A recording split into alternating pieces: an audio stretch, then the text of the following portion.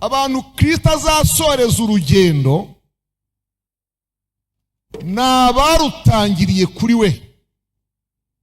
Muri make yishingiye inyubako zose zubatswe kuri we, yishingiye abagenzi bose batangiranye nawe urugendo. Buri torero yaribwiraga ngo unesha.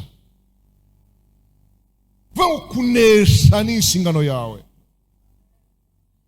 Nubwo ari ukuneshereza, ariko ni inshingano yo kumutabaza, ni inshingano yo kumutumbira.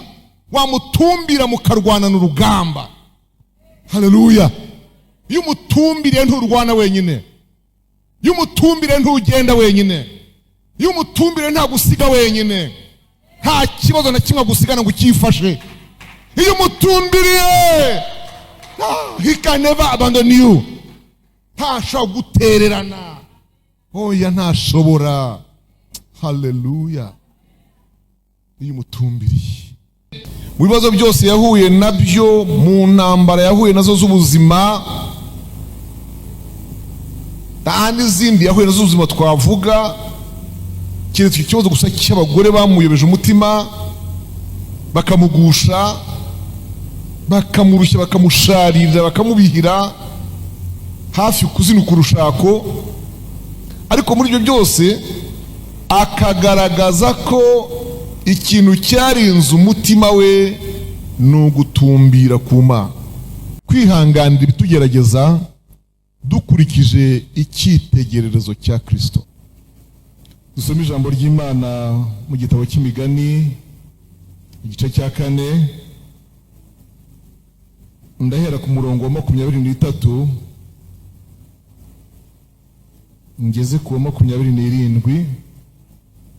Hanyuma uwo murongo dufite nk'intego y'igiterane nawe urazamo. Igitabo cy'Imigani cyanditswe na Salomo mu gice cyaho cya 4, umurongo wa 23 kugera ku 27. Rinda umutima wawe kuruta ibindi byose birindwa, kuko ariho iby'ubugingo bikomokaho. Ikureho umunwa uvuga iby'ubugome, kandi ururimi ruvuga iby'ubugoryi urushyire kure yawe. Uboneza amaso imbere yawe, ugumye uhatumbire. Tunganya inzira y'ibirenge byawe, kandi imigendere yawe yose ikomezwe. Ntuhindukirire iburyo cyangwa ibumoso, ukure ikirenge cyawe mu bibi. Amen. Haleluya. Nkuko mubibona nyine, aya magambo yanditswe na Salomo. Salomo, umugabo w'umuhanga, ariko utari umuhanga mu mashuri yize menshi, ahubwo w'umuhanga mu bwenge yahawe n'Imana. Haleluya. Murekeraho gusoma tuganire. Salomo ni mwene Dawidi, uwo yabyaye ku mugore witwa Betsheba. Yaje ari umuhungu we wa kabiri ukurikira wari wavutse arapfa. Umunsi yari amaze gusimbura se ku ntebe y'ubwami, ajya gusaba Imana ubwenge. Haleluya. Ukanunga karuta utundi kitwa Gibeyoni. Waragenda rwose ararayo agiye gusaba Imana ubwenge. Kigaragaza ko yarayeyo nuko muri icyo gice haravuga ngo nuko mu gitondo avuyeyo ahurirana n'urubanza rukomeye rwa zandaya ebyiri zari zirimo iyishe umwana wayo imuryamiye yasinze. Salomo, igitabo cy'Imigani ni igitabo cye cya kabiri mu bitabo yanditse uko ari bitatu. yanditse icyambere cyitwa Indirimbo ze za Salomo. Abasobanuzi ba Bibiliya bavuga ko ari igitabo yanditse mu myaka ye reka nyiti y'ubusore yo gukunda no gukundana, kurambagiza, gutera imitoma umugeni we. Ariyo mpamvu amagambo yose y'imitoma myinshi ariho tuyisanga. Ariko ibyo bita ordre canonique bigafata iyo mirongo yose yo mu ndirimbo za Salomo bikayishyira hagati y'itorero na Kristo nk'umugeni n'umukwe. Amen, haleluya. Murabyumvise neza? Nubwo harimo amagambo menshi ubona yaba cyangwa yakoreshwa hagati y'abasore n'inkumi, ariko ayo magambo yose yashushanyaga urukundo rwa Kristo Yesu n'itorero rye. Yaje kwandika igitabo cya kabiri rero, iki cy'imigani, ayandika afite ibihe bimugoye. Aha mu byumve neza bene data, afite ibihe bimugoye, reka mbyite iby'urushako, nibwo mu byumva cyane. Ibihe bimugoye by'urushako, abagore baramutesheje umutwe, aza guca imigani yenda kungana nabo. Mu migani 3,000 irenga, harimo 128 yaciye ku bagore gusa. Salomo iyi migani twasomye muri gice cya 4 gusubira hino ku gice cya mbere kugera ku gice cya 5, ibi bice 5 bibanza akaba yarivugira gusa ku bwenge bwa Kristo no kurinda umutima w'umuntu. Amen. Ibindi byose by'imigani igendanye n'abagore bigera mu mirongo mike y'igice cya 5, cya 6, cya 7 gukomeza kugera ku cya 31. Avuga aya magambo rero yarimo ashaka kuvuga ko mu bibazo byose yahuye nabyo, mwambabariye mukava kuri telefone mukunamuka, ndabinginze. Mu bibazo byose yahuye nabyo, mu ntambara yahuye nazo z'ubuzima, nta n'izindi yahuye nazo z'ubuzima twavuga, keretse ikibazo gusa cy'abagore bamuyobeje umutima, bakamugusha, bakamurushya, bakamusharira, bakamubihira hafi kuzinuka urushako. Ariko muri ibyo byose akagaragaza ko ikintu cyarinze umutima we ni ugutumbira ku Mana. Haleluya, haleluya.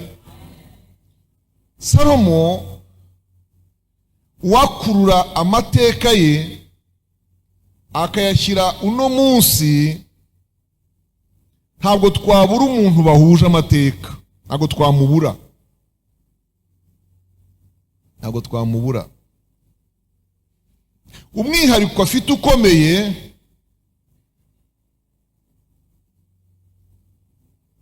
nuwo kujya yumva yuko nyina urwo rugo atari rwo yashatsemo mbere, kandi ko umugabo utunze nyina yabanje kwica umugabo we. Niwo mwihariko ukomeye cyane. Nibwira ko bitakoroha kubona abantu bafite amateka basangiye. Mbese ukora murakumvise? Yewe mwana w'umuhungu uraha, cyangwa se wa mugabo mugenzi wanjye uraha ngaha, kurura icyo kintu inkuru zishyira amatwi zikubwira ngo uyu papa wawe uri umwana we wa kabiri, urakurikira umwana Imana yishe. Wahita uvuga uti njyewe nabayeho ne, kuko njyewe bitangije buriya. Batitega amatwi tukubwire, urakurikira umwana Imana yishe. Imuhoye iki? irimo ihana se w'uwo mwana ari we so. Imuhora iki se ubwo? Yari yasambanyije mama wawe, amutera inda, bimuviramo kwicisha umugabo we. Oh my God. Akaba adafunze, ntago bamukatiye. Atiwe ntago bamukatiye, ariko atibane ko ari umwami se. Yari umwami ntamukoragaho. Ubwo rero arimo yatura, asaba Imana imbabazi, ayinginga, yemera kumubabarira, ariko ivuga ko uwo mwana izamwica. Ugahita uturuna serivo uwo mwanya, ukibwira mu mutima ko uwo mwana Imana yishe ari uwukurikira. Aho ngejeje ndumva mubyumvise. Aho ngezeho murabyumvise. Murumva uburemere bw'ayo mateka.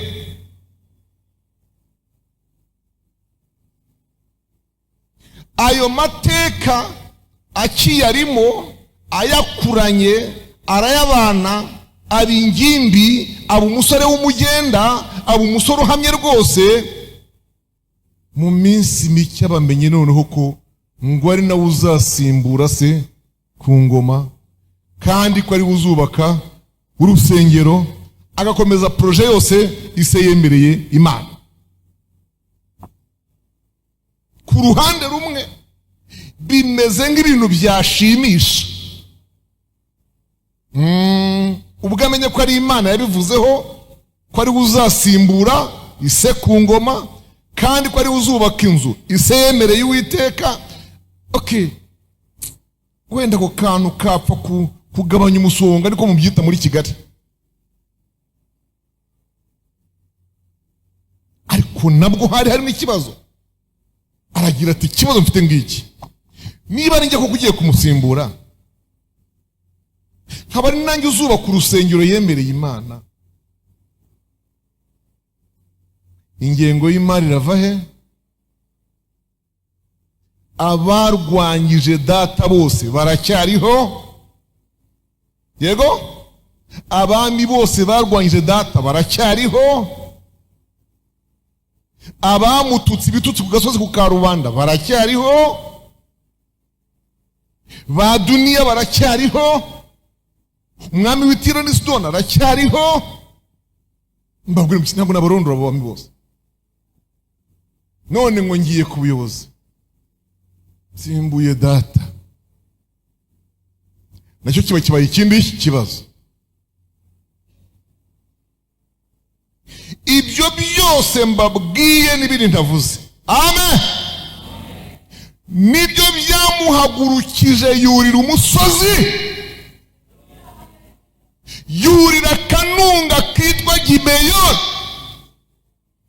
Ngo kari akanunga karuta utundi twose ubwiza n'icyubahiro. Ubwo bwiza se wavuga ngo ubwiza buhe? Cyo bita touristique. Ntabwo kari agasozi kagendwa na bamukerarugendo cyane. Kari kazwi gusa n'abasenga, kari kazwi gusa n'abashaka Imana. Oh haleluya! Maze aragakamba ko mu masaha nk'aya ngaya yari magerayo. Data wa twese akimubona, izina ry'Imana rishimwe, ngo aramubwira ngo uje ngukeneye sha, uje ngushaka we. Haleluya! Uje ngushaka, kuko proje iri imbere yawe ni ndende, migambi ngufiteho ni myinshi. Ugiye kuyobora mu gihe kigoye, ugiye kuyobora abami barwanyije so. Yego, murankurikiye? Utayobowe nanjye wakwihorera. Ngwino rero nkubwire, ngaho nsabe icyo ushaka cyose, nta nubwo uzamara iminsi hano. Kinsabe nkiguhe hanyuma umanuke. Ngarebwa ngo data Mana yera yo mu ijuru, yimitse data yavaho ukanyimika, yamubwiye yuko umuhungu azamusimbura ku ngoma. Naje imbere yawe nari mfite byinshi nagusaba ariko mbabara nkwisabire kimwe gusa, ngusabye ubwenge. Imana ishimwe ngo Imana yumva ikozweho. Haleluya, haleluya, haleluya. Imana yumva ikozwe ku mutima, niko Bibiliya itubwira. Biravuga ngo urantangaje, urantangaje wa mwami muto we, urantangaje.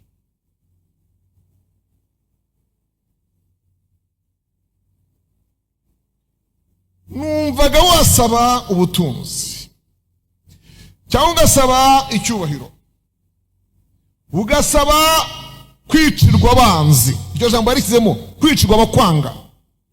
None muri ibyo byose ntacyo usabye. Saro, unkoze ku mutima sha, unkoze ku mutima. Ubwenge unsabye ndabuguhaye, mbuguhanye n'ibyo utasabye byose. Mu bakubanjirije no mu bazaguheruka no mu bariho ubu ngubu, ntawe uzagira ubwenge nk'ubwawe. Muhe Imana amashyi mwese mu izina rya Yesu Kristo. Ikindi, ku butunzi rero utasabye, nabyo reka ngire icyo mbivugaho. Ku butunzi utansabye rero, nguhaye ubutunzi, nguhaye ubutunzi mu bakubanjirije, mu bariho n'abazaza, ntawe uzagira ubungana n'ubwawe. Ibyo rwose ndabikwemereye, ndabuguhaye. Haleluya, haleluya, haleluya, haleluya. Ndabiguhaye. Niyo mpamvu mubona arimo agira ati mu byo nanyuzemo byose, mu byo nabayemo byose, mu ngorane zose nagize, mu bami barwanyije, mu buyobozi bwanjye, mu kubaka inzu y'Uwiteka, mu gushaka ibikoresho, nta kindi cyambashishije ni ukurinda umutima wanjye. Icya kabiri, nkatumbira ku Mana, ntarebye ahandi. Niyo mpamvu yavuze ngo rinda umutima wawe kuruta byose birindwa, kuko ari mwe iby'ubugingo bikomoka. Salomo,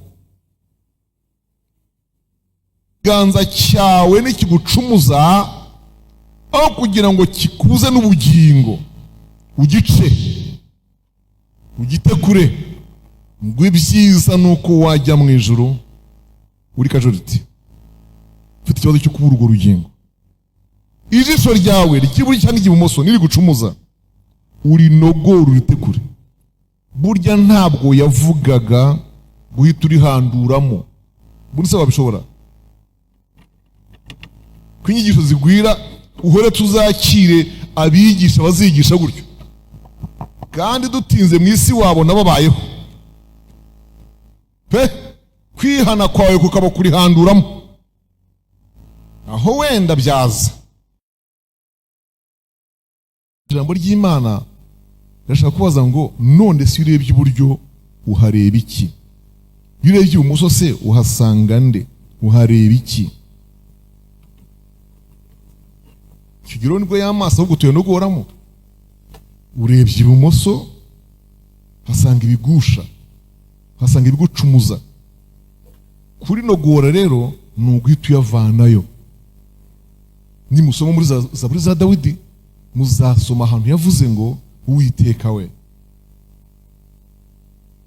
ujye ukebukisha amaso yanjye ne kureba ku bitagira umumaro, ne gutinza amaso yanjye ku bibi, unkebukishe, unkebukishe. None narangaye, unkebukishe, ungarure, nyagumisha aha. Salomo yasengaga gutya kuko azi icyo byamukoreye. Dawidi yasenze gutya kuko azi icyo byamukoreye. Yesu adufashe cyane. Dusome ijambo ry'Imana mu rwandiko rwandikiwe Abaheburayo, igice cya 12, ndasoma mpereye ku murongo wa mbere ngere ku murongo wa kabiri, cyangwa nshobora no kugeza hepfo gatoya ku murongo wa kane. Dusome Abaheburayo igice cya 12 umurongo wa mbere. Titre y'amagambo iravuga ngo kwihanganira ibitugerageza dukurikije icyitegererezo cya Kristo. Haleluya. Nuko natwe ubwo tugoswe n'igicucu cy'abahamya bangana batyo, twiyambura ibituremerera byose n'icyaha kibasha kutwizingiraho vuba, dusiganirwe aho dutegekwa twihanganye, dutumbira Yesu wenyine, aho niho nshaka cyane, ari we banze ryo kwizera kandi ari ugusohoza rwose, yihanganiye umusaraba kubw'ibyishimo byamushyizwe imbere, ntiyita ku isoni zawo, yicara iburyo bw'intebe y'Imana. Gatatu, nuko muzirikana uwo wihanganiye ubwanzi bw'abanyabyaha bukomeye butyo, kugira ngo mudacogora mukagwa isari mu mitima yanyu. Mwebweho ntimurageraho muvuje amaraso mu ntambara murwanya ibyaha, kandi mwibagiye kwa guhugura kubabwira nk'abana ngo mwana wanjye ntugasuzugure igihano Uwiteka hana, kandi ntugwe isari nagucyaha. Amen. Haleluya. Igice cya 12 tumara gusoma mu byo mukurikira neza, bakita continuité. Ni igice ni igice gikurikira icya 11 mu buryo bw'amateka. Not as chapters, ntabwo ari nk'ibice chapitre mubona bikurikirana. Ndavuga ni inkuru ikomeje yambuka umurongo wa 39 n'uwa 40 igafata uwa mbere igice cya 12. Ibi ni ibintu byakozwe naho bita 70 les 70. Bakora ibyo bita ordre canonique, nibo bashyizeho ibitabo n'ibice n'imirongo nahigarukira. Nabyumvise?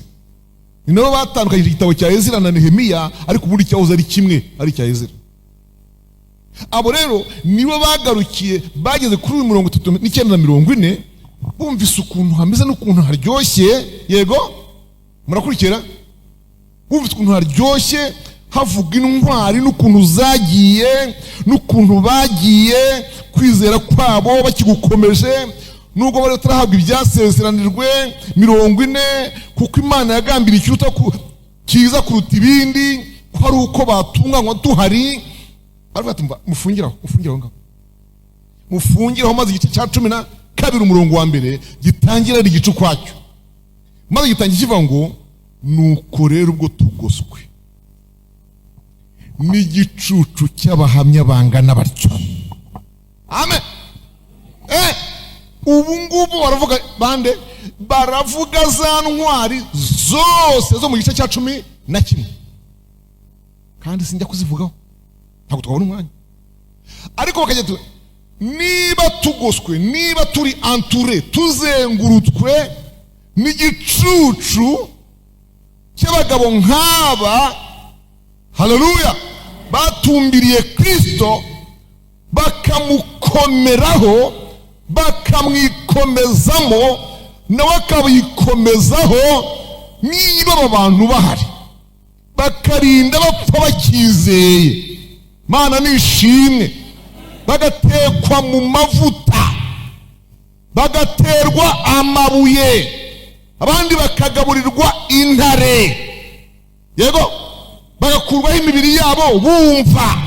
Niba abo bantu barabayeho ntibarekura agakiza, haleluya, ntibatakaze Kristo, ntibareke ijuru ngo bavuge ngo wabugingo turakuretse. Niba abo bantu barabayeho bamutumbiriye, ubwo tugoswe n'igicu cy'abantu nk'abo ngabo, nk'abo ngabo b'intwari bahagaze mu bintu neza. Haleluya. Ubwo tugoswe n'igicucu cy'abagabo nk'abo, rero tujya inama mwabagabo, nimuze twiyambura ibituremerera byose. n'abo bagabo bahari. Haleluya, haleluya. Bafokasinze kuri Kristo, bakamutumbira.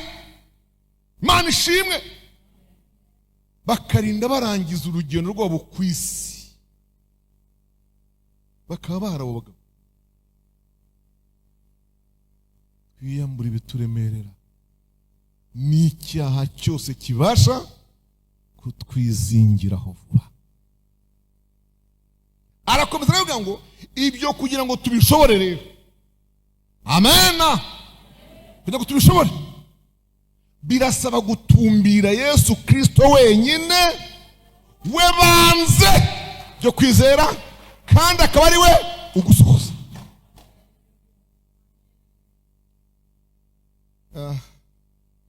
Aba babyeyi bakuru nababonye hariya, n'aba basaza bakuru bari ahangaha.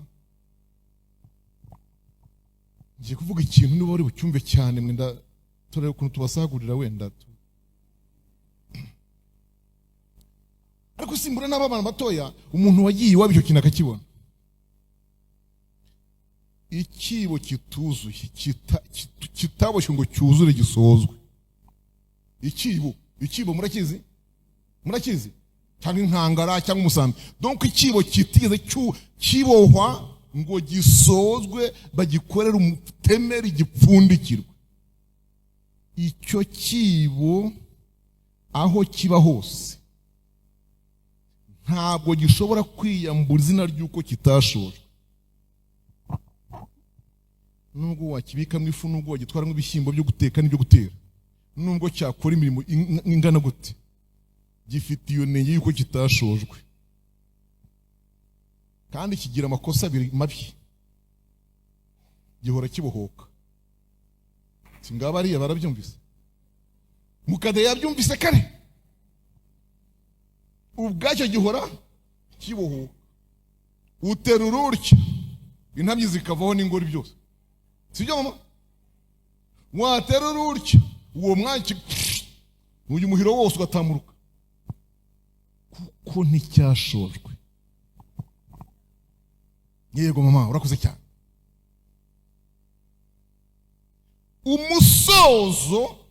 Umusozo w'ibintu byacu by'agakiza no kujya mu ijuru. Yego? Intango yabyo, indiba, ni Kristo.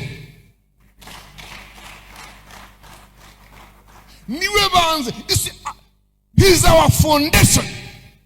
Niwe duteretseho, niwe twubakiraho. Imana ishimwe. Matayo yandika, ni Matayo byanditse ko byavuzwe na Yesu. Byavuzwe na Yesu mu gice cya 7.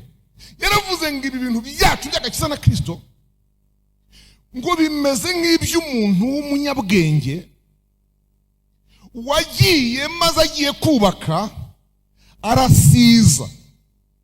Gusiza byonyine, terasoma du terrain, abona ntibihagije, kandi kugwa kwayo kwabaye kunini. Haragatumva dutumbire Yesu wenyine, niwe banze ryo kwizera, kandi ni ugusohoza rwose. Niwe banze, ni nawe ugusohoza. Niwe ntango, ni nawe musozo. Imana nishimwe. Kristo Yesu humura azagusoreza neza urugendo. Ariko ndumva urugendo azasoza n'urwo yatangiye. Ako mukumve neza. Abantu Kristo azasoreza urugendo n'abarutangiriye kuri we. Muri make yishingiye inyubako zose zubatswe kuri we. Yishingiye abagenzi bose batangiranye nawe urugendo. Ariko abandi bose bavudutse baturutse ahandi. Ni mu byibuke mu gitabo cy'umugenzi. Mu gitabo cy'umugenzi tubonamwe abantu bagiye bagera mu nzira ya Mukristo, ariko batarinjiriye ku irembo rirasukirwaho. Ikibazo bagize murakibuka bageze Siyoni, nugusanga ku irembo rasukirwaho batabazi, nugusanga nta kintu cy'icyangombwa babahaye. Yesu adufashe cyane. Bene urwo rugendo Kristo yararwishingiye. Haleluya. Yihanganiye anishwa n'iki? Yabishoboye te kwihanganira umusaraba? Ngo yabishoborwe, ni mundebe hano, murebe hano. Ngo yabishoborwe n'ibyishimo byari byamushyizwe imbere. Ndashaka kuvuga nanone la fonction, umumaro wo gutumbira hariya dutumbiriye kuri Yesu. Ntabwo ari we wenyine tubona iyo dutumbiriyeyo, ahubwo tunabona ibyishimo bibikiwe abihanganiriye imibabaro. Gutumbira hariya, amena, bituma duhishurirwa ibyishimo byadushyizwe hehe? Imbere. None ibyo byishimo bikaturinda kunanurwa, gukamurwamo imbaraga n'imibabaro y'uru rugendo. Ibyishimo byashyizwe hariya biduhesha gukomeza umusaraba wacu. Kristo Yesu yihanganiye umusaraba, abishoborwe nuko yatumbiraga ibyishimo byari byamushyizwe imbere. Ngo mu mibabaro ye yose, werebaga itorero rizavuka mu mibabaro, yarireba agakomeza rero, yarihishurirwa agakomera. Imana ishimwe. Nawe rero nutumbira Yesu, haleluya, uzajya ureba ibyishimo biri hirya yaha, nibyo uzajya ubona. Yihanganiye umusaraba, abishoborwe n'ibyishimo byamushyizwe imbere. Bana nawe bareka ubugome bitabe Yesu, kumutumbira gusa. Ndashaka akantu kumva biologically ntikumvikana, nyamara kandi muri biology ako kantu kabamo. Nutumbira Yesu uzaba nkawe, kandi bose bazamenya ko bana nawe bareka ubugome bitabe Yesu. Iki kintu mujya mwumva cyitwa abigishwa, disciples. Ikintu cyitwa abigishwa ba Yesu kirasobanura ngo bahoraga bamureba. Yego, kumureba gusa, bagashiduka batangiye kuvuga nkawe, batangiye gukora nkawe. Nuko ngo abantu bose, abaturanyi, abatambyi, abasadukayo n'abanditsi, ngo niwe waje kubita ngo aba bantu ni aba Kristo. Uri ijambo aba Kristo turivuga nabi, ubundi ni aba Kristo, abantu ba Kristo, abantu ba Yesu Kristo. Ngo abantu bajya kubita ba Kristo, ngo bari babitewe nuko babona basigaye bagenda nkawe, bavuga nkawe, bakora nkawe, birinda nkawe, bambara nkawe, barya nkawe. Haleluya! Gahoro gahoro gahoro gahoro, slowly uzagenda uhinduka nka Yesu n'umunya kumutumbira. Ikibazo cyawe cyaba kutabishaka gusa, ariko nubishaka ukabishyiramo ubushake, ukabyiyemeza, Kristo azabigushoboza. Amen. Maze hepfo baravuga ngo nuko rero nimuzirikane, nimugire mute? Nimuzirikane. Keep mind, mubishyire mu bitekerezo, mubibikemo, mubizirikane. Muzirikane uwo muntu wihanganiye ubwanzi bw'abanyabyaha bukomeye butyo. Yego, nimubizirikana, mukazirikana uwo muntu wihanganiye ubwanzi bw'abanyabyaha bukomeye butyo, bizatuma mudacogora cyangwa ngo mugwe isari mu mitima yanyu. Kumutumbira, kumurebaho, kumuhanga amaso, amen, bizabarinda gucogora mu rugendo, bizabarinda kugwa isari, kumva munaniwe, ahubwo bizatuma muhorana imbaraga zo kumukurikira. Nimumutumbira, amen, nimumutumbira. Imana ishimwe. ku murongo wa 4 hakoze ikintu cya comparison, ikintu cya comparaison, maze baravuga ngo maze mwebwe murabona ntimurageraho muvusha amaraso mu ntambara murwanya ibyaha. Niko uwo murongo wavuze.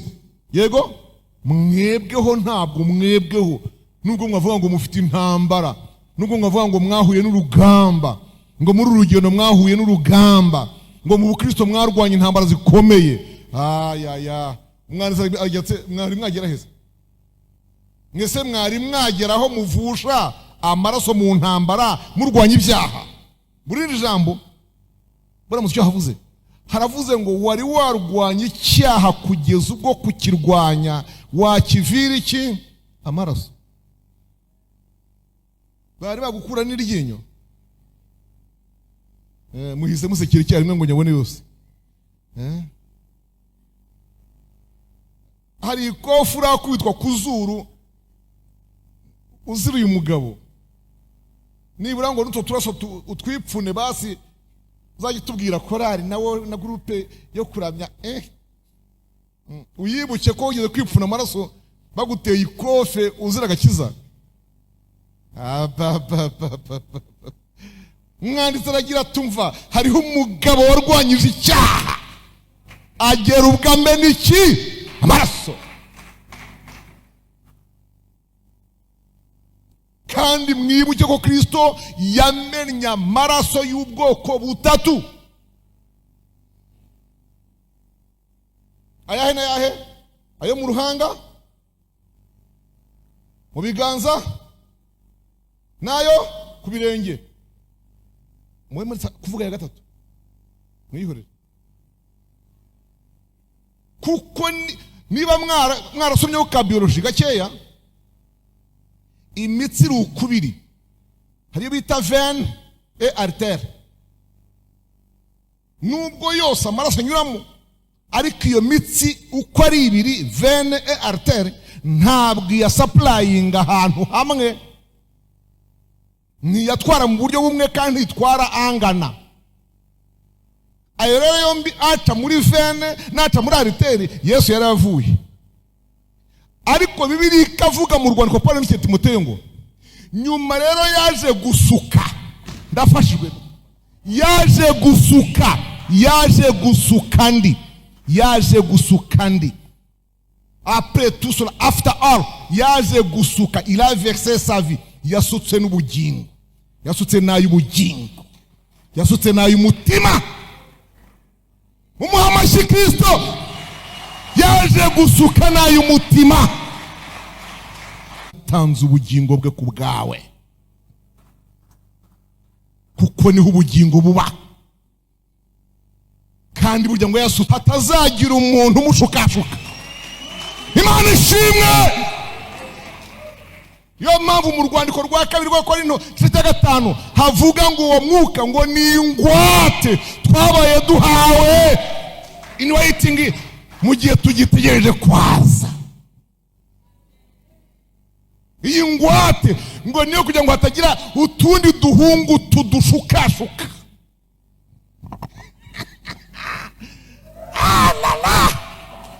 Yemwe bako mugira utuntu tw'uduheta bashyira hano, utuntu tw'uduheta babashyira amahanga hado. Karya kantu rero mbe nsabye umukobwa wese wakiyambitse kuvanamo, kariya kaguheza kuziko pe, mugira mucye ndebe dawose ushyira hejuru mwese vuba. Niba ndamanuka kandi nzaho ngaho ndamanuka, shyira hejuru da, shyira hejuru.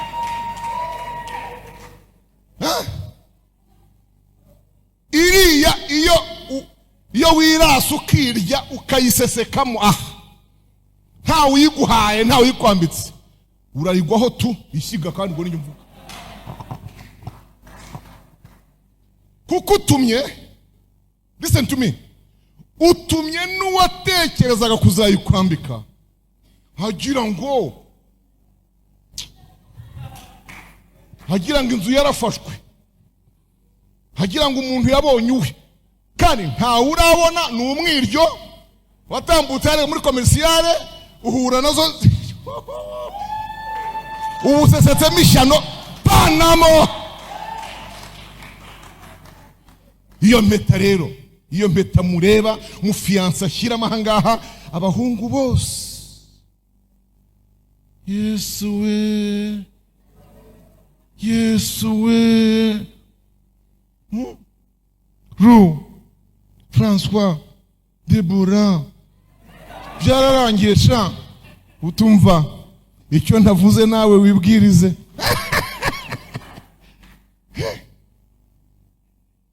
Amen. Iriya mpeta rero mu buryo bw'umwuka twebwe Kristo yagize ate, yaduhaye umwuka. Mana ishimwe, yaduhaye umwuka ho ingwate, yaduhaye umwuka ho ingwate. Pawulo yandikira Abakorinto mu gice cya 5:11, ariko ntabwo naritanze uyu mukobwa wanjye niba rishaka simbiza akaribona. 5:11 mu Korinto ba kabiri 5:11. Handebere mama. Oh, sorry. No.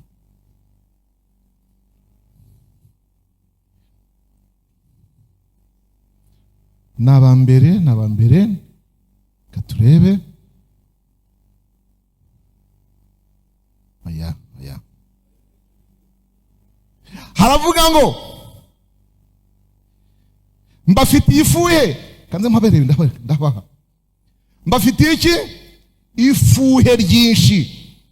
Kandi ifuhe mbafuhira ni iryo kugira ngo nzabashyingire. Ni igice cya 11 umurongo wa mbere. Très Abakorinto ba kabiri. Abakorinto ba kabiri. Hari havaniho ntago ariho. Rwa kabiri rw'Abakorinto 11 ya murongo aho ngaho nyine. Icyampa mukanyihanganira. Icyampa mukanyihanganiraho gato ho hato ku bupfu bwanjye. Nyabuneka munyihanganire kuko mbafuhira ifuhe ryo mu buryo bw'Imana, kuko nabakwereye umugabo umwe ari we Kristo, ngo mubashyingire mumeze nk'umwari utunganye. Amen. Haleluya. Pawulo aragira ati I'm sorry, nyabuneka munyihangane mwakaje. Munyihangane mbabwira kanu, wo ni Pawulo. Munyihanganire ku bupfu bwanjye, wenda nimbibabwira muragira ngo ndi umupfu, atari ko munyihanganire ku bupfu bwanjye. Nagira mbabwire muri ubwo bupfu bwanjye ko mbafitiye iki? Ifuhe. Ati ngaho rero. Yikize. Mbafitiye ifuhe ndetse rikomeye. Ifuhe mbafitiye nuko igihe cyose nirukankaga iwanyu Korinto, yego? Urya ndimo nshakira Yesu umugeni. Amen. Yantumye kumushakira iki? Umugeni. Mubonye uwo mwanya afata irembo aranakwa. Amen. Abasigira ingwate yitwa iki? Mwuka wera. Ndabasabye Bakorinto, mumbabarire, mugumye mwirinde, mukomeze iyo ngwate, iyo mpeta, ndebe ku bukwe bwazagera badi hazamubashyingira. Haleluya. Hazamubashyikiriza muri umwari utunganye. Umurongo wa kabiri urakomeye. Umurongo wa kabiri hari ahantu urakomeye. Winshyireho Deborah, winshyireho sha mukobwa wa kabiri sha zamuka gakeya. Wa kabiri ya. Wa kabiri, umurongo wa kabiri.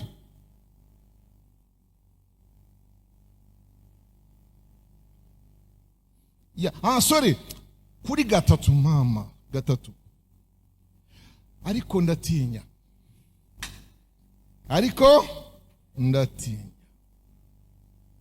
Pawulo aragira ati ariko ndatinya yuko nk'uko yanzoka yohesheje Eva uburyarya bwayo, ko ari nako namwe, ari nako intekerezo zanyu ko ariko ari nako intekerezo zanyu zayobywa mukareka gutungana no kubonera bya Kristo. J'ai peur. Mfite iki? Ubwoba. Mutima umpagazemo nk'umuntu w'umuranga wasabiye Yesu. Ndamara gutirimuka kandi Korino ngiye Makedoniya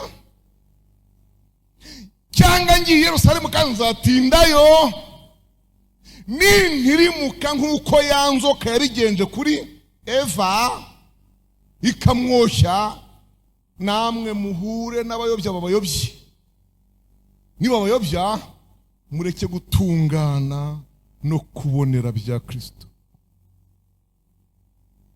Nshuti zanjye bene data, nabanye namwe igihe kirekire, twakoranye umurimo w'Imana ahangaha n'ahandi. Haleluya. Rutare, Nyaruhire, Barija, Gacundezi n'ahandi, ariko mbafitiye ifuhe. Ndumva twazabashyikiriza Kristo. Amen. Nge n'uyu musaza mureba wicaye ngaha, n'aba basaza bandi twararanye ya majoro, twigisha, duhugura, ducyaha, dutesha, duhana.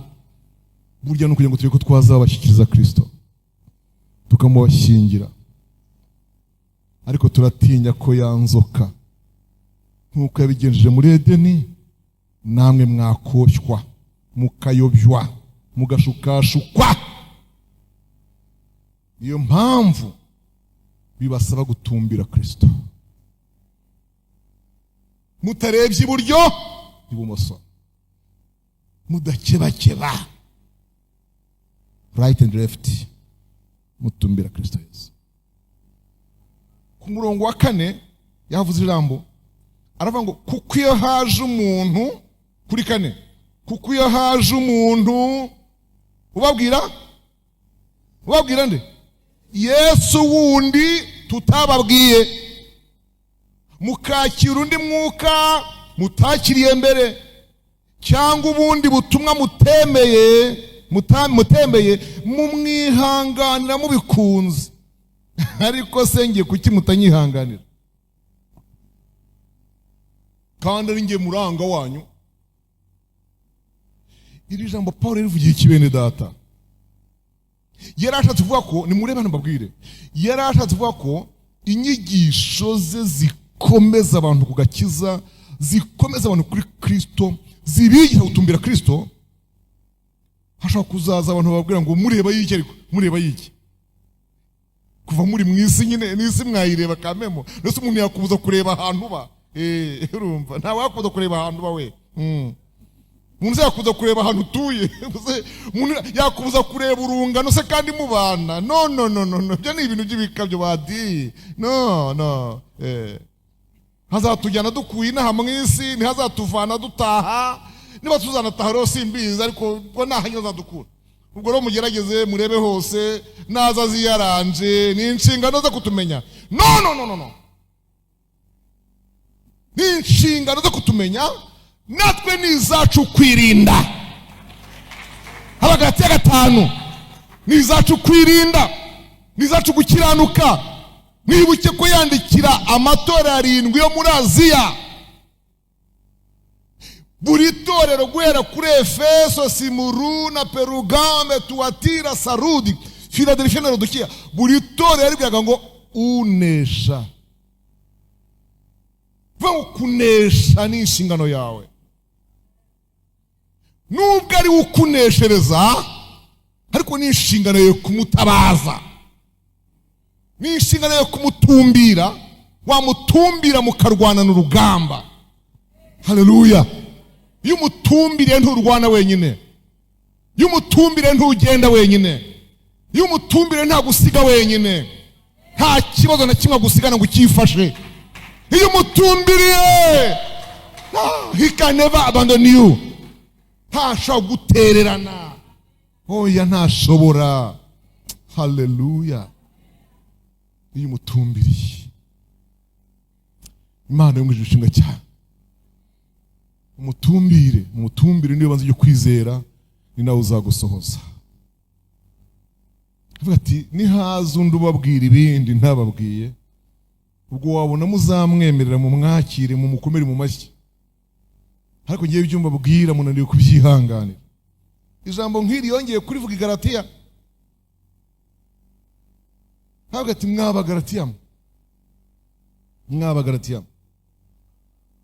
muribuka yuko ubwa mbere nzi iwanyu hano i Galatiya. Turacyari kumwe?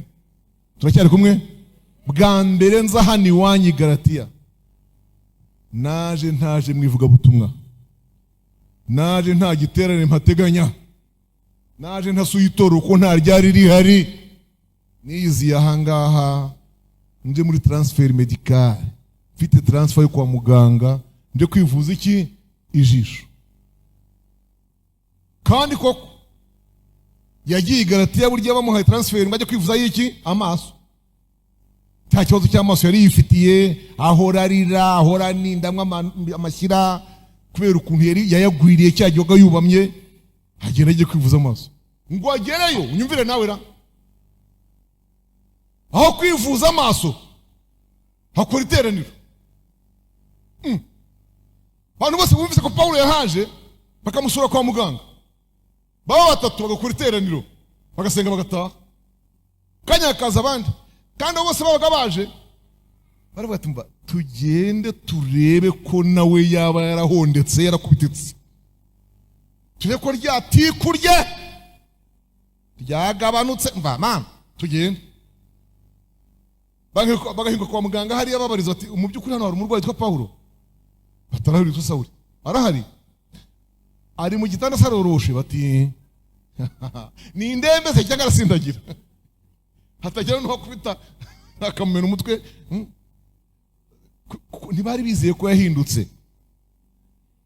Ikindi munamenye yuko muri ibyo bitaro by'i Galatiya ntabwo yarajyanye wa wundi wajyaga mwintroducinga Barinaba. Kandi burya Barinaba nicyo yari ashinzwe kuri we, nukugereyo gusa nk'uko Pastor Rubambana yabanje kumvugaho, bagahakanya Barinaba. Nta nubwo bagomba kumuha, benshi yabegeranyaga mukiri ku muryango hariya, kuko barahinkwaga bati ninde mbonye, ariko ninde mbonye, iriya sura mbonye ninde? Ni Brigadier nde? Paulo, Maître Paul, umunyamategeko wafunze abantu abagiye kugenda. Barinaba bati nimugarukiye yarakijwe, bati ntabwo turabyumva, mwihangane mujye mwiteraniro turabasuye ngo ababuhamya atereka. Bagahakanya Barinaba akabanza akabisobanura, yamara kubisobanura bagahakanya Paulo akabona kwigisha, akaganira ijambo ry'Imana. Niyo mpamvu mu minsi ya mbere y'ivugabutumwa rya Paulo buri gihe yaheraga ku buhamya. Amen. Uko yafashwe ari mu nzira yitwa igororotse ajya he? I Damasiko, ku mucyo wamutunguye, icyo kintu yaheragaho. Nuko rero nihuse icyo gihe ari i Galatiya nta Barinaba bajyanye. Niyo mpamvu binjiye bose bikandagiraga ngo bagere imbere mu irwariro, basanga mugabo amaso yarafatanye pe, mirishyi yaragiye ihuza ingohe zo hepfo n'izo hejuru. Kwa muganga bati ubu ngubu rwose ameze nabi, amaso amumereye nabi. Yarababwiye ngo mw'Abagalatiya, ndahamya ko icyo gihe bababwira ngo mwinogora amaso muyame, mwari kuyabyiganisha muvuga muti fata iryanjye mukozi w'Imana, fata ijisho ryanjye, uratwara iryanjye, niryo riri mu mweru cyane, niryo rifite imboni, twara iryanjye. Mwari kuyabyiganisha muyambyiganishaho, ngo ubuse mpinduje umwanzi wanyu nuko mbabwiza ukuri. Yesu abafashe bene data. Hagati ubuse ko mwatangije iby'umwuka mukamuherekeza iby'umubiri. Iyo udatumbiriye Kristo hari igihe utangirira ku by'umwuka ugaherutsa iby'umubiri.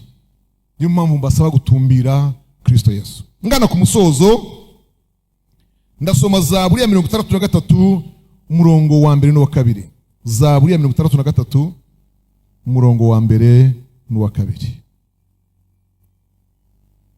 Zaburi ya 63 umurongo wa mbere n'uwa kabiri.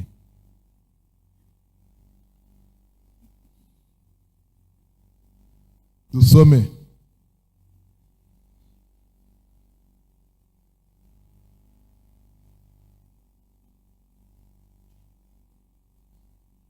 Ariya magambo badushyiriyeho muri izi Bibiliya za 93 ni umutwe wa Zaburi. Namanukire rero duhe uwa kabiri ariwe hariya mugeze. Mana ni wowe Mana yanjye, ndazindukira kugushaka, umutima wanjye ukugirira inyota, umubiri wanjye ugukumburira mu gihugu cyumye kiruhijwe n'amapfa kitagira amazi. Yego. Gatatu, uko niko nagutumbiririye ahera hawe kugira ngo ndebe imbaraga zawe n'ubwiza bwawe. Imana ishimwe. Haleluya. Ndasoje. Mana ni wowe Mana yanjye, ndazindukira kugushaka, umutima wanjye ukugirira inyota, umubiri wanjye ukagukumburira mu gihugu cyumye kirijwe n'amapfa kitagira amazi. Ndazinduka, biranzindura nkagushaka kuko umutima wanjye ugufitiye inyota, umubiri wanjye ukagukumbura, numva ngukumbura. Gatatu, uko niko nagutumbiririye ahera hawe, kandi kugutumbira kwanjye byari kugira ngo ndebe imbaraga zawe n'ubwiza bwawe. Nutumbira Yesu nibwo uzabona imbaraga ze, nibwo uzagenda umenya neza ubwiza bwe. Haleluya. Numutumbira, kumutumbira bizatuma utamwitiranya n'abandi, kuko hari abandi bazigira we muri iyi minsi niba bataratangiye. Ndetse ntimuzi ko Yesu yagiye abivuze ko mu minsi izaza hari abazaza bigira we biyita Kristo. Mutumbire cyane, imboni yawe niye bifotorane. Iyo utumbiriye umuntu mu maso y'ubona nde? Ubona nde? Ubona wowe, ntago ari ubona. Iyo utumbiriye umuntu mu mboni zo zombi ubonamo wowe, kandi nawe ni wowe abona. Hanyuma abahanga rero bakavuga ko icyo gihe nibwo kamera ya servo y'ubwonko bwawe iba irimo ifotora uwo muntu, kugeza ubwo uwo muntu aguhindukamo ubuzima. Muri wamera nk'aho ahindutse ubuzima. Bene uwo muntu warebye cyane akakwinjiramo cyane, ukibona umurambo we, umubiri we, biragoranye kubika amarira. Ugira emosiyo zirenze izaho watabaye ubonye umuntu bisanzwe mu family y'abandi. Iyo foto rero uyibika muri wowe. Niyo mpamvu gutumbira Kristo cyane, ukamuhozaho amaso cyane, akwiyumvamo ukamwiyumvamo, akwibonamo ukamwibonamo. Amen. Agutekereza kenshi ukamutekereza kenshi, arakurota ukamurota. Iyo ni fonction bisanzwe ya organisme, ni bisanzwe. Mubikurure mu mwuka rero murebe, nimutumbira Yesu azagira ugahinduka ubuzima bwawe, azagira ugahinduka ibyiyumviro byawe. Haleluya. Umutekereza gutekereza, izina ry'Imana rishimwe. Imana ibagireza torero ry'Imana.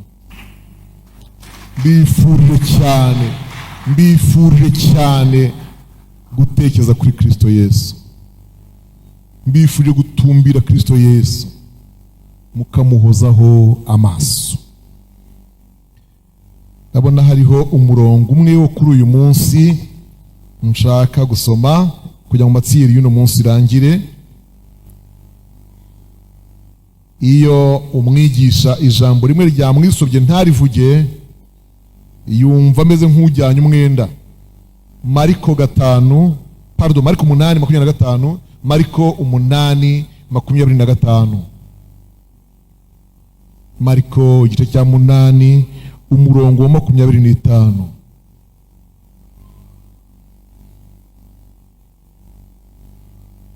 Mureke duhere ku wa 22 biratuma uyu tuwumva neza. Ku wa 22 bagera ku wa 22 Mariko bagera i Betsaida, bamuzanira impumyi, baramwinginga ngo ayikore ukuboko, ayisohokana mu kirorero, mu maso yayo ayirambikaho ibiganza, arayibaza ati hari icyo ureba? Irararama, iramusubiza iti ndareba abantu ariko barasa n'ibiti bigenda. 25 arongera yishyira ibiganza kugira ite kwa burundu, kwatewe nuko ikoze iki? Imutumbire gusa. Mbere hose hakozwe nakwita mu gifaransa traitement médical.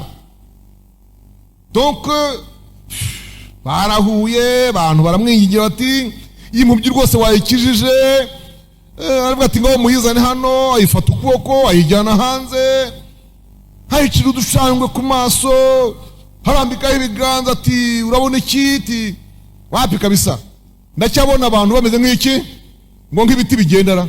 Nawe unyumvire, ntago murabona ibiti bigenda mu modoka se? Cyangwa mwarabikize mwabaye abanyamugi? Ugenda mu modoka bwa mbere ibiti byaragendaga, kandi icyo mfa nabyo ntimujyana, ahubwo bijyaho uva.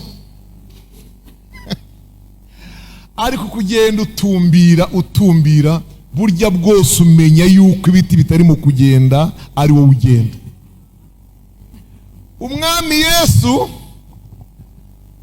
ngo amubwira ati ni ibiti urimo kubona bigenda? Ati okay, ngaho ntumbira rero. Iramutumbira, imutumbiriye ibona byose neza. Kumutumbira gusa ibona byose neza. Imana ishimwe, kandi Imana ibagiriye neza. Imutumbiriye ibona byose neza. Kandi ubwire inshuti ya Kristo, numutumbira nibidasobanutse birasobanuka. Numutumbira nibimeze nk'abaringa byaguteraga ubwoba, uramenya ko ari baringa cyangwa umenya ikirimo. Muri mwebwe nta muntu urikanga baringa cyuda, cyangwa n'abaringa ntimuyizaho? Baringa ntawe muzi? Baringa murayizi? Okay, ni bande batayizi ngo mbasobanurire? Baringa ndababonye 1 2 3 4 wari wagenda ari nijoro, noneho igishyitsi cy'igiti kiri kwa anko cyangwa kwa anti cyangwa kwa sogokuru, mu mbuga rwose harya hafi y'irembo neza hepfo ku nkiki hano hepfo, igishyitsi gisanzwe kirahari, batemye icyo giti bamaze kubaka ngo kitazagwira inzu, bagishyiraho umunyu ngo kitazashibuka, kirahaba ku buryo abana bahavukiye bangana nawe. Ariko kubera kugezeyo mukabwibwa utareba neza, umutima uhita ubona ari rwara ihabunze. Rwara munsi yariyo, rwara murayizi? Ni ingwe. Naho rwakibwana ni intare. Umusatsi ukakuvaho, uruhu rwose rukakuvaho ruhereye aha ngaha gutya, ukumva bararushishwiye gutya rukuvuyeho, uragatsindwa n'Imana ugakabukira iyo ngwe itatirimuka, nta n'uguhumurije, ari wowe utumbiriye gusa. Tuni cya gishyitsi, nta muntu uguhumurije, nta ugusobanuriye, nta ubikubwiye, gusa kuko utumbiriye mind igaruka ku murongo, igatse ku murongo. Oh my God, ni cya gishyitsi vraiment, ni cya gishyitsi. n'ukuntu tujya tukicara bavuye mu yo turimo turya ibigori cyane cya gishyitsi wa ukumva umeze nk'ubabarwa no kuba ari wowe ubyikosoye, ukumeze nk'ubabarwa n'ukuntu wamaze umwanya umutima wenda guca mu kanwa kugira ngo ningwe, naho kumbe nuko amaso atareba neza ariko utumbiriye wamenya byose neza. Nibiguteye ubwoba muri no minsi, tumbira birasobanuka mu izina rya Yesu. Haleluya, haleluya, haleluya. Tumbira, imboni yawe iragenda iba efforce, iragenda igira imbaraga. Nutumbira, imboni yawe mu buryo bw'umwuka iramenya n'ibitamenyekanaga, irasobanukirwa ibitari bisobanutse, iragenda ivumbura n'ibintu utaruzi. Tumbira, tumbira, tumbira. Imana ibaha umugisha.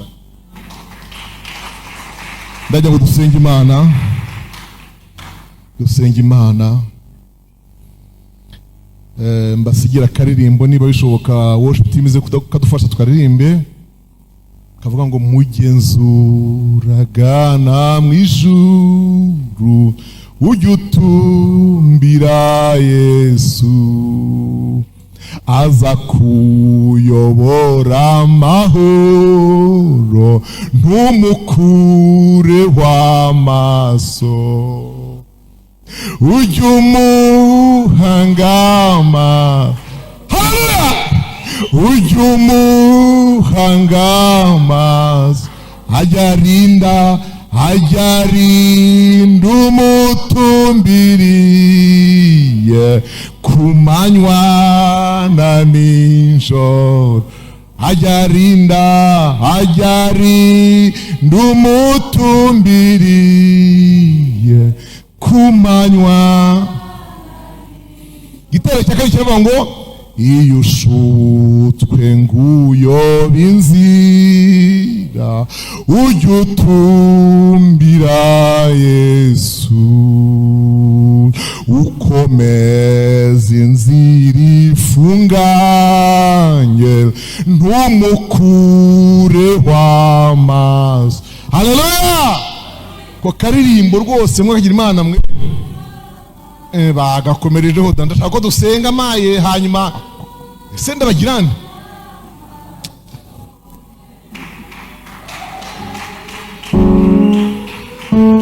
nabumvise mwanze kukarekura. Ngaho nimuze tukaririmbe hanyuma nsenge Imana.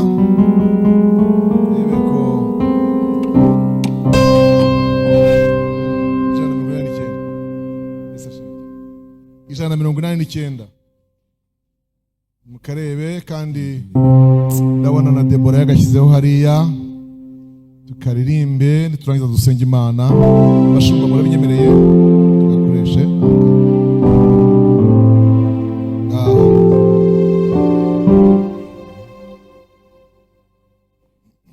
munyegire turirimbane hano abimbere mugire ngaho.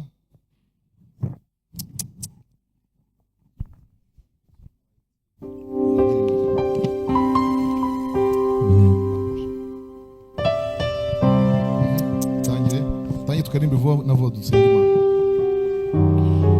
Mugenzuraga ni hejuru yego ni hejuru ngaho munshakira heza rimwe mufite mugenzu aho ngaho noneho aho ngaho kabisa rega nayo wenda bayidirije ashanga. Mugenzuraga mu ijuru ujye utumbira Yesu, aza kuyobora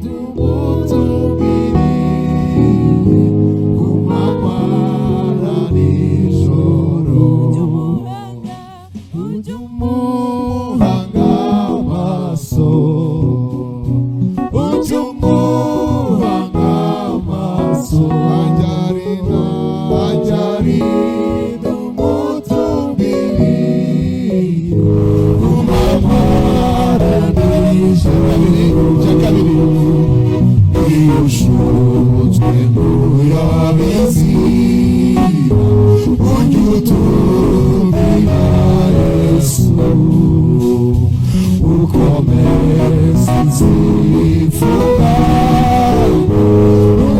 ugakureho amaso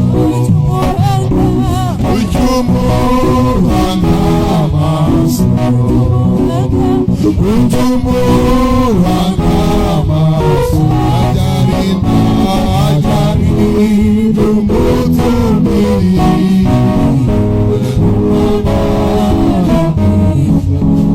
ajarinda umutumiri cya gatatu iyi nzira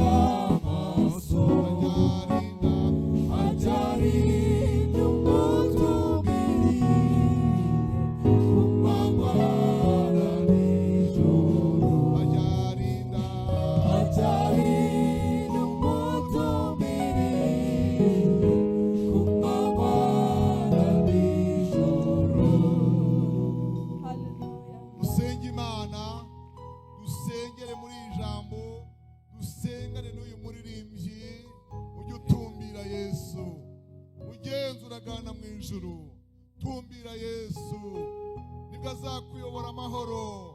Tumbira Yesu inzira itagaragara, tumbira Yesu habaye mu kabwibwi, tumbira Yesu, tumbira Yesu, tumbira Yesu, tumbira Yesu, urupfu nirushaka uwarwo, tumbira Yesu nibwo azakugeza mu ijuru usohora amahoro. Tumbira Yesu mwene data mushiki wawe, kumutumbira bizatuma hari ibintu unesha, kumutumbira bizatuma hari ibintu usobanukirwa kandi ntabwo uzayoba. Mana data wa twese turagushimiye, tugushimiye ijambo ryawe uduhaye, itorero ryawe hari icyo bungutse.